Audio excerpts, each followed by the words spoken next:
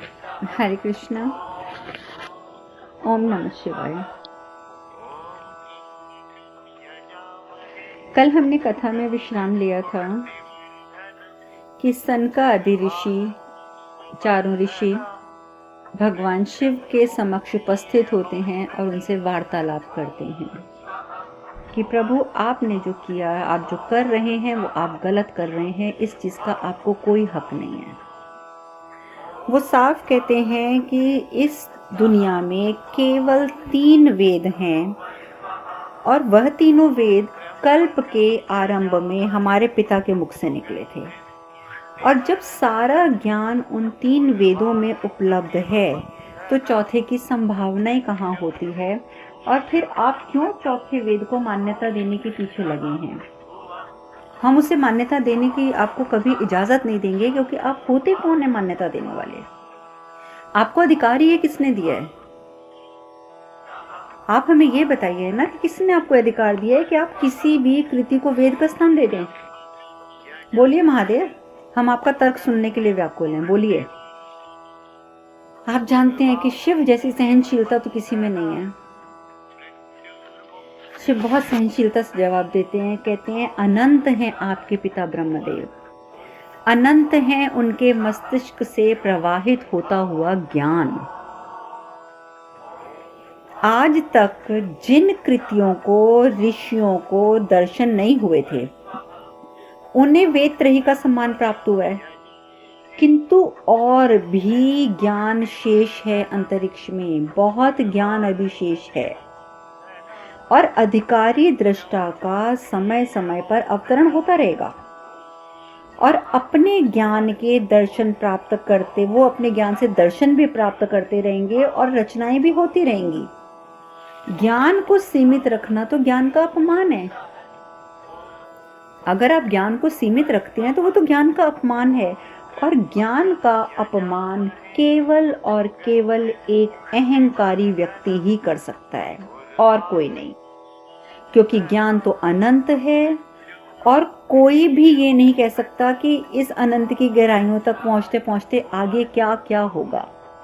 अभी तो ना जाने कितने ग्रंथ और लिखे जाएंगे, अभी तो ना जाने कितने उपवेद लिखे जाएंगे, कितने उपग्रंथ लिखे जाएंगे, कितने उपनिषद लिखे जाएंगे। अभी तो बहुत कुछ होगा, क्योंकि ज्ञान की कमी नहीं है इस अंतरिक्ष में, इस सृष्टि में। और जो भी अधिकारी होगा उसे उस ज्ञान के दर्शन होंगे ही होंगे और कृतियों की रचना तो होती रहेगी। और आप बात करते हैं कि तीनों वेदों में सब कुछ समाहित है, तो आप मुझे बताइए कि यजुर्वेद है, यजुर्वेद में गणित और त्रिकोणमिति का ज्ञान है, ठीक है। सामवेद है, सामवेद में संसार के जितनी भी सांस्कृतिक क्रियाकलाप हैं, संगीत है, इन सब चीज़ों की व्याख्या मिल जाती है, ठीक। ऋग्वेद है तो वो हमें आत्मा को परमात्मा से कैसे मिलाना है, वो हमें इसका रास्ता दिखाता है कि कोई भी आत्मा परमात्मा से कैसे जुड़ेगी। लेकिन आप एक बात सोचिए और उसके बाद आप मुझे जवाब दीजिए कि ये तीनों वेद मिलकर भी समाज की आवश्यकताओं को पूरा नहीं कर पा रहे हैं। जानना चाहते हैं आप क्यों? आप जानना चाहते हैं कि ये 3 वेदों में अगर ये सब कुछ समाहित है, उसके बाद भी ये संसार का पूर्ण रूपेण निर्माण नहीं कर पा रहे, आखिर क्यों? तीनों उनका चेहरा दिखने लग जाते हैं, तीनों मतलब चारों सनकादि ऋषि भी और सारे ऋषि मुनि भी। वो बोलते हैं इसलिए क्योंकि इन तीनों वेदों का लाभ उठाने के लिए सर्वप्रथम एक मनुष्य का शरीर स्वस्थ होना चाहिए, उसका मन स्वस्थ होना चाहिए। जब तक उसका मन और शरीर स्वस्थ नहीं है, वो उपरोक्त तीनों जो आपके वेद हैं उनका लाभ कैसे उठाएगा? रोग, दुख, समस्याएं, इन सब का निदान करता है ये चौथा वेद जो अथर्व ऋषि ने लिखा है। ये इन सब चीजों का निदान करता है और ये वेद अनंत काल तक अथर्व वेद के नाम से जाना जाएगा। ये लोक धर्मी वेद है, संसार के पोषण के लिए ये अनिवार्य है। जिस प्रकार से चारों दिशाओं से ही संसार की पूर्णता होती है ना, उसी प्रकार 4 वेदों से ही संसार पूर्ण होता है। 3 वेदों से संसार पूर्ण नहीं होता है। तो सनकादि ऋषियों को तो गुस्सा चढ़ जाता है। इतनी अच्छी बातें, ज्ञान की बातें भगवान शिव समझा रहे हैं, उनको उसका असर नहीं हो रहा, लेकिन उल्टा वो क्रोधित हो जाते हैं और कहते हैं अच्छा, तो अभी ज्ञान की परिभाषा हमें कपालिक से सीखनी पड़ेगी, जो स्वयं निर्लज्ज है, जिसने आज तक किसी वेद का अध्ययन नहीं किया है, जो अराजकता का प्रतीक है, जो भूत प्रेतों अघोरियों के साथ उठता बैठता है, वो हम महाज्ञानी कहलाने वाले सरस्वती पुत्र सनकादि भ्राताओं को सिखाएगा कि ज्ञान होता क्या है। नहीं महादेव, नहीं, आज आपको इस कृति की योग्यता प्रमाणित करनी होगी। तो दूसरा सनकादि ऋषि होता है वो भी बोल पड़ता है, कहता है पहले तो ये तो निर्धारित हो जाए कि आप स्वयं जो इस कृति को आप मान्यता दे रहे हैं, आप खुद भी किसी योग्य हैं, पहले ये बात तो निर्धारित हो जाए, क्योंकि मुझे तो नहीं लगता कि आप किसी योग्य हैं। और अगर आप योग्य हैं तो चलिए फिर आइए हम शास्त्रार्थ करते हैं। पर यदि आप पराजित हुए, देखिए उन्हें कितना घमंड है कि हम तो विजयी होंगे, इसलिए वो पहले कह रहे हैं कि महादेव यदि आप पराजित हुए तो अथर्व ऋषि के इस ग्रंथ को भस्म कर दिया जाएगा। बोलिए, स्वीकार है आपको? शिव मंद मंद मुस्काते हैं। उनकी मुस्कुराहट उन सनकादि ऋषियों को नहीं दिख रही, उल्टा वो बोलते हैं अरे महादेव आप तो सोच में पड़ गए, बोलिए बोलिए, स्वीकार है? महादेव मुस्कुराते हुए ही जवाब देते हैं कि हाँ, मुझे स्वीकार है, आप मेरे से शास्त्रार्थ कीजिए, मुझे आपके शास्त्रार्थ करना स्वीकार है। चलिए, अब दधीचि ऋषि हैं, वो सबके लिए आसन बनाते हैं, आसनों का इंतजाम किया जाता है कि कौन कहाँ बैठेगा, क्योंकि शास्त्रार्थ हो रहा है। अब जैसे ही आसन बन जाते हैं तो दधीचि जो है वो ऋषिवर ब्रह्मादेव वो सनकादि ऋषियों को बोलते हैं कि ऋषिवर आसन बन चुके हैं, आप ग्रहण कीजिए। सनकादि ऋषि तो जैसे अपना आसन देखते हैं तो फिर और भड़क जाते हैं, कहते हैं कि आपने हमारा आसन दक्षिण दिशा में लगाया है, क्या आप लोगों को इतना भी ज्ञान नहीं है कि दक्षिण दिशा मृत्यु की दिशा होती है? तो दधीचि ऋषि कहते हैं कि पर ऋषिवर, मेरी बुद्धि अनुसार तो सभी दिशाएं भगवान ने बनाई हैं और सभी दिशाओं में भगवान का वास होता है, तो कोई दिशा अशुभ कैसे हो सकती है?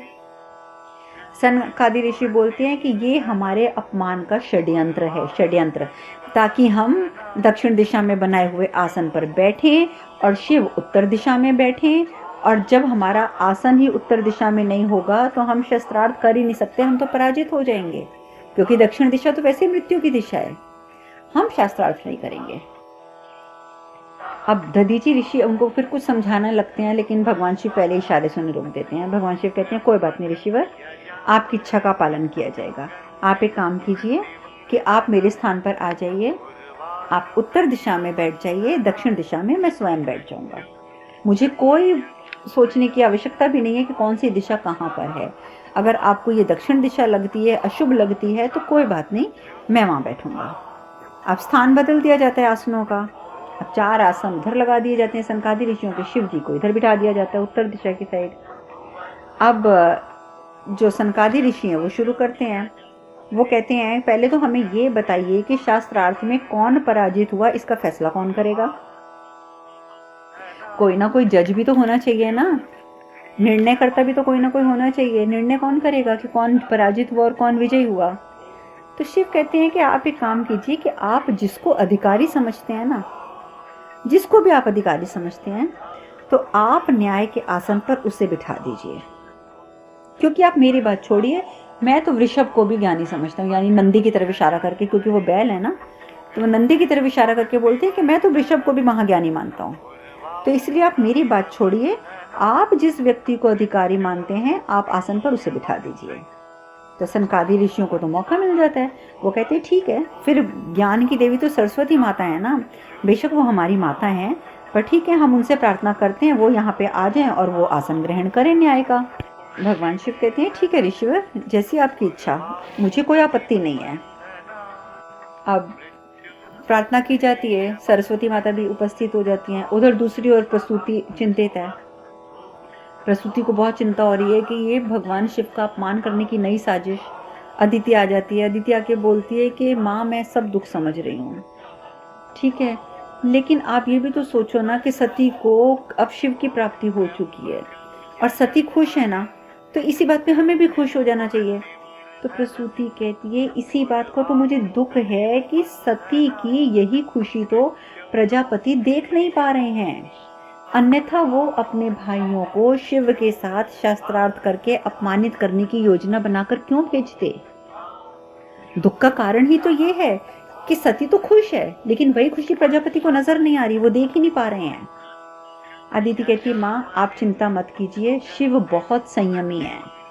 प्रसूति कहती है इसी बात का तो मुझे भय है कि प्रजापति शिव को विवश ना कर दें कि वो अपने संयम की रेखा पार कर जाएं, क्योंकि मुझे इतना पता है कि जिस दिन ऐसा हुआ, जिस दिन भगवान शिव ने अपने संयम की रेखा को पार कर दिया, तो ये कल्पना भी करने से मेरी रूह कांप उठती है कि दक्ष प्रजापति का अंजाम क्या होगा। अभी तक दक्ष प्रजापति इसीलिए बचे हुए हैं क्योंकि शिव शांत हैं। जिस दिन सहनशीलता समाप्त हो गई उस दिन प्रजापति का क्या होगा, ये अंजाम कैसा होगा, मेरी रूह कांपती है इस बारे में सोच के भी। खैर अदिति अपनी माता को शांत कराती है, कहती माता आप शांत हो जाइए, कुछ नहीं होगा, जो होगा वो अच्छा ही होगा, आप चिंता मत कीजिए। उधर दूसरी ओर माता सरस्वती आ जाती हैं, सब उठते हैं, सब उनको प्रणाम करते हैं। तो माता सरस्वती प्रणाम करती हैं भगवान शिव को और उनको प्रणाम करने के बाद वो एक बात कहती हैं कि विश्व में हर कार्य करने का एक कारण होता है, कोई भी जो कार्य होता है वो बिना कारण के नहीं होता है। तो मैं अपने अंतर चक्षु से ये देख सकती हूँ कि शास्त्रार्थ का क्या परिणाम होगा, ये मुझे नजर भी आ रहा है।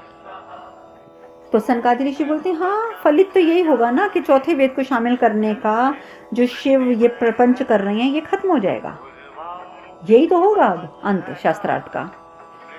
सरस्वती माता कहती हैं उनको पता तो सब कुछ है, पर जानकर वो अनभिज्ञ बनते हुए कहती हैं कोई बात नहीं, पहले मैं दोनों पक्षों को सुनूंगी, इसलिए पहले आप शास्त्रार्थ प्रारंभ करो, उसके बाद अपनी योग्यता प्रकट कर दीजिए, उसके बाद मैं बताऊंगी कि कौन विजयी हुआ। अब शास्त्रार्थ जैसे ही शुरू करने की बात होती है तो भगवान शिव जो है संस्कृत के श्लोक बोलने लग जाते हैं। तो अब वहां पे जो और ऋषि खड़े हुए हैं जिन्होंने संस्कृत आती, तो वहां संस्कृत सबको थी, लेकिन कुछ जो दूसरी नीची, आपको मैंने बताया था ना कि वहां पे कुछ सभी तरह के लोग आगे थे, क्योंकि सबको पता चल चुका था कि शिव यहाँ पे विश्राम करने के लिए रुकेंगे दधीची के आश्रम में।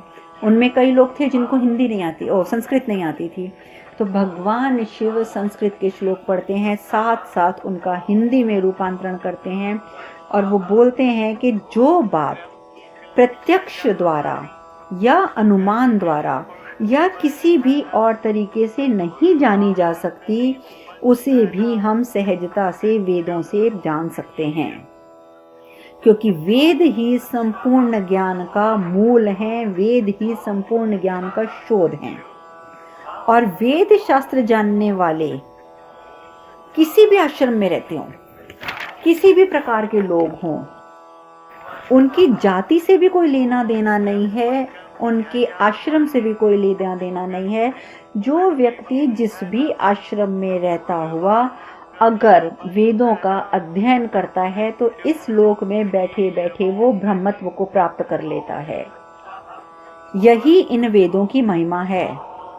तो सनकादि ऋषि कहते हैं अरे वाह, आप क्या सोचते हो महादेव कि वेदों की आपने 2-4 सूक्तियां याद करके हमें सुना दी तो प्रमाणित हो गया कि आप अधिकारी हैं?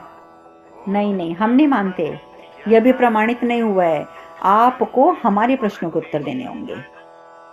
तो बताइए देंगे क्या आप हमारे प्रश्नों का उत्तर? शिव कहते हैं हाँ हाँ जरूर, आप पूछिए मुझसे क्या पूछना चाहते हैं। तो सनकादि ऋषि कहते हैं कि पहले तो आप हमें ये बताइए कि आपको ज्ञात है इस बात का कि ब्रह्मा जी के मुख से निकली हुई वाणी को ही वेद की संज्ञा दी जा सकती है? तो भगवान शिव कहते हैं हाँ मैं जानता हूँ। तो चलो अब इसके बदले मैं तुमसे एक प्रश्न करता हूँ कि ब्रह्मा जी के कितने मुख हैं? तो सनकादि ऋषि कहते हैं 4। तो भगवान शिव पूछते हैं कि यदि मुख 4 हैं तो वेद 3 कैसे हुए? आप मुझे अब इसका उत्तर दीजिए ना कि अगर ब्रह्मा जी के मुख 4 हैं तो वेद 3 कैसे हुए? अब वो जो सनकादि ऋषि थे सब एक दूसरे की शक्ल देखने लग जाते हैं, अब इसका क्या उत्तर दें। तो भगवान शिव कहते हैं कि ऋषि अथर्व द्वारा जो ये संकलित ग्रंथ है ना, ये भी आपके पिता के मुख से निकला था, इसीलिए इसे मैंने चौथे वेद की मान्यता प्रदान करी है। सनकादिक ऋषि कहाँ मानने वाले थे? कहते हैं क्या प्रमाण है, आप बताइए ना कि क्या प्रमाण है कि ये वेद जो अथर्व ऋषि ने लिखा है ये भी हमारे पिता के मुख से निकला है। शिव कहते हैं कि आप मेरी बात ध्यान से सुनो। प्रत्येक कल्प में, प्रत्येक कल्प के अंत में सृष्टि का विसर्जन होता है, ठीक है, और पुनः सृष्टि का निर्माण होता है। तो विसर्जन और निर्माण के बीच का जो काल होता है वो ब्रह्मा जी की निद्राधीन रहने का काल होता है। ब्रह्मा जी उस समय निद्रा में रहते हैं, ठीक है। तो इस अंतराल को विकल्प के नाम से जाना जाता है। क्या कहा जाता है उस अंतराल को? विकल्प कहा जाता है। तो इस दौरान समस्त ज्ञान ब्रह्मदेव के मस्तिष्क में समाहित रहता है, और जैसे ही नए कल्प के निर्माण से पहले जब शुरुआत होती है सृष्टि की, उससे पहले ये सारा ज्ञान ब्रह्मदेव के मस्तिष्क से अंतरिक्ष में प्रवाहित होता है, और इस ज्ञान का दर्शन और संग्रह केवल देवगण कर सकते हैं, या फिर दिव्य दृष्टिवान जो ऋषिगण होते हैं वो कर सकते हैं। किंतु इस कल्प के आरंभ में ऐसा नहीं हुआ। ये तो मैंने आपको एक तरीका बताया है, सिस्टम बताया है कि इस सिस्टम से सृष्टि का निर्माण होता है, लेकिन इस कल्प में ये नहीं हुआ था। क्यों नहीं हुआ था? क्योंकि ब्रह्मा जी के मस्तिष्क से जब चारों वेद निकल रहे थे तो असुर अग्रित जो था उसने अपने अंदर उन सारे वेदों को स्थापित कर लिया। अब देवताओं ने युद्ध किया इसके साथ, असुर अग्रित के साथ। अब जब असुर अग्रित के साथ युद्ध हुआ तो उन्होंने क्या किया कि 3 वेद जो थे वो प्राप्त कर लिए अग्रित से, लेकिन वो चौथा वेद प्राप्त नहीं कर सके। और अभी युद्ध खत्म नहीं हुआ था। युद्ध में अपनी पराजय को देखते हुए जो असुर अग्रित था उसने भागना शुरू कर दिया, और भागते भागते वो मेरी शरण में आ गया। अब जो अग्रित था असुर, अब वो असुर बेशक था पर उसने वेदपान किया था, चाहे धोखे से ही किया पर वेदपान तो उसने किया था ना। इसीलिए मैंने उसे वरदान दिया कि वेदों को तुमने अपने अंदर रखा था, अपने अंदर धारण करा था, इस कारण इसके पुण्य से मैं तुम्हें एक आशीर्वाद देता हूं कि अगले जन्म में तुम मंत्र दृष्टा ऋषि अथर्व के रूप में जन्म लोगे। तब चौथे वेद के मंत्रों का दर्शन करके उन मंत्रों को तुम संग्रहित करोगे, संसार के सामने लाओगे। तो ये ऋषि जो हैं, अथर्व ऋषि, ये वही असुर हैं जिन्होंने आपके पिता द्वारा निकाले हुए चारों वेदों को अपने अंदर संग्रहित कर लिया था। अब भगवान शिव ने तो सारी कथा उनको सुना दी, लेकिन सनकादि ऋषि असंभव, ये असंभव है। क्योंकि अगर इस बात में कुछ भी सत्य होता तो हमारे पिता हमें ये अवश्य बताते, पर हमारे पिताजी ने आज तक हमें नहीं बताया। अब हम अभी अपने पिताजी को यहाँ बुलाएंगे और ये सिद्ध कर देंगे कि आप हम सबको भ्रमित करने के लिए असत्य का सहारा ले रहे हो। अब हम अपने पिताजी को यहाँ बुलाकर ये साबित करेंगे कि आप किस प्रकार असत्य का सहारा ले रहे हो। शिव कहते हैं कि यदि आपकी अगर यही शंका दूर होती है ब्रह्मदेव को बुलाने से तो मुझे कोई आपत्ति नहीं है, आप ब्रह्मदेव को बुला लीजिए। अब सनकादि ऋषि जो है वो चारों प्रार्थना करते हैं, ब्रह्मदेव को बुलाते हैं, ब्रह्मदेव उपस्थित हो जाते हैं, सब प्रणाम करते हैं ब्रह्मदेव को। तो ब्रह्मदेव आते ही, ब्रह्मा जी आते ही क्या बोलते हैं कि शिव पर असत्य वचन का आरोप लगाकर महापाप मत करो पुत्र, महापाप मत करो। ऋषि ने जो भी ग्रंथ में जो मंत्र संग्रहित किए हैं उनका एक एक शब्द मेरे मुख से निकला है पुत्र, मेरे मुख से, और निसंदेह इसे चौथे वेद के रूप में स्वीकार करना ही उचित है। अब तो ये बात सनकादि ऋषियों को उनके पिता ब्रह्मा जी ने कह दी। सनकादि ऋषियों ने हाथ जोड़ दिए। सनकादि ऋषियों ने बोला कि अगर पिताजी आप बोल रहे हैं तो इस बात को तो हम कभी मना ही नहीं कर सकते आप कि आप कोई गलत बात बोल रहे हैं। हम आपसे क्षमा चाहते हैं कि हमारी वजह से आपको भी परेशानी हुई और आपको यहाँ पे आना पड़ा। अब आके सनकादि ऋषि क्या करेंगे और शिव जी के साथ क्या वार्तालाप होगा, इसकी चर्चा अब हम कल करेंगे। आज हम कथा में यहीं विश्राम लेंगे। हरे कृष्ण कृष्ण कृष्ण हरे हरे, हरे राम राम राम हरे हरे। आप सब खुश रहें, सुखी रहें, स्वस्थ रहें। हरे कृष्णा। ओम नमः शिवाय, ओम नमः शिवाय, ओम नमः शिवाय।